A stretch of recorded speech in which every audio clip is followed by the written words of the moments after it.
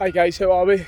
So just right to the point really, I want to talk to you about the statement that was made in the caption and in the poster, which is that boxing's for thugs, which I've heard quite a wee bit of over the years, to be fair, and I just want to break down why it couldn't be any further from the truth.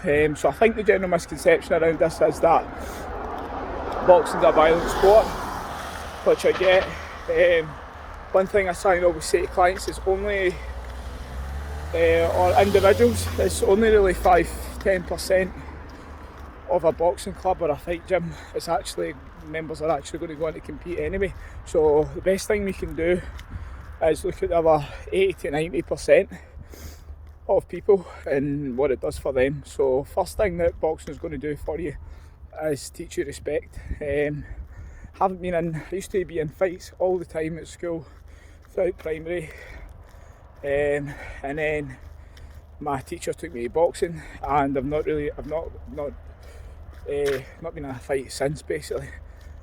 So what boxing does is teach you respect, teaches you discipline.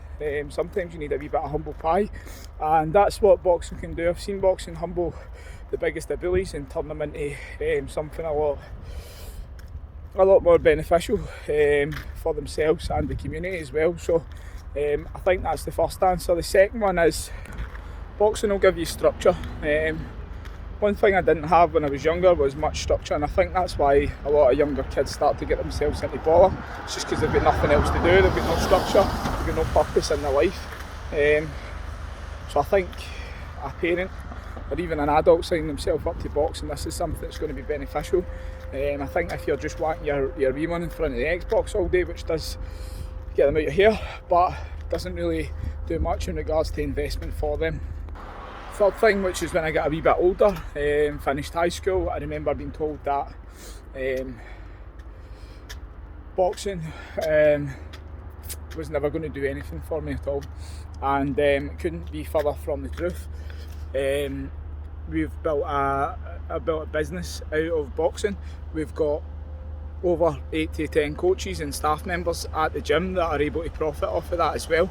So in regards to boxing, when people say it won't do anything, I agree, it won't do anything small. What it will do is change your life, and I'm going to leave it at that, guys. I don't want to rant on anymore on it.